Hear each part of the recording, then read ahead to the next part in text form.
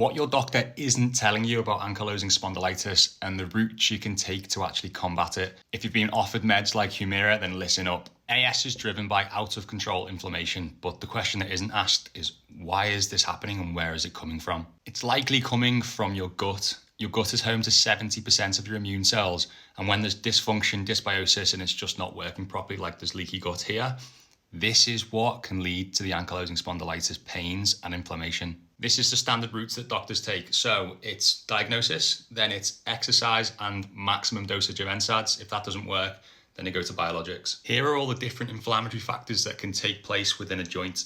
Biologics work by acting on one of these factors, as you can see with the cross here, and different biologics block different factors. If we look at the results from this adalimumab trial, there are two figures I want you to pull from this. So the first one is after a 2-year follow-up, so 2 years since starting the trial, 64% of patients saw a 20% reduction in pain levels, and 50% of patients saw a 40% reduction in pain levels.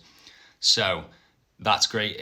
It works at reducing the pain, and for some people, I say this might be the thing you need because quality of life right now is essential.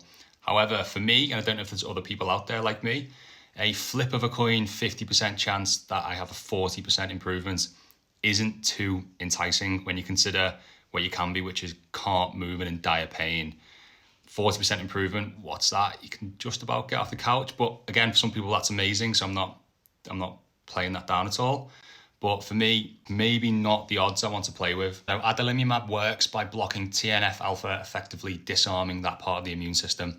Now, this has issues further down the line. There are higher rates of serious infections, things like tuberculosis, fungal infections, and opportunistic viruses. It leads to further autoimmune issues down the line, potential heart issues, cancer risks. You hear about neurological issues.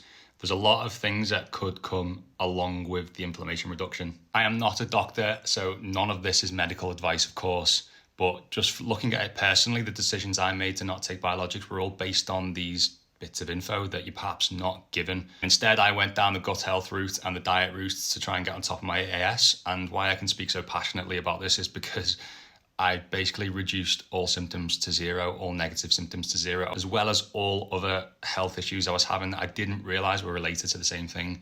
I didn't just block one inflammatory pathway. I realized there was a big issue going on underneath the surface. For me, one of those big ones was SIBO, and that's what I went after, as well as just trying to do huge work at rebuilding the gut barrier dysfunction, restore my body's natural defenses. That's what I've done, and none of this is medical advice. So take what you want from this video and make your own decisions. I back and understand why people would make decisions either side of this, of going down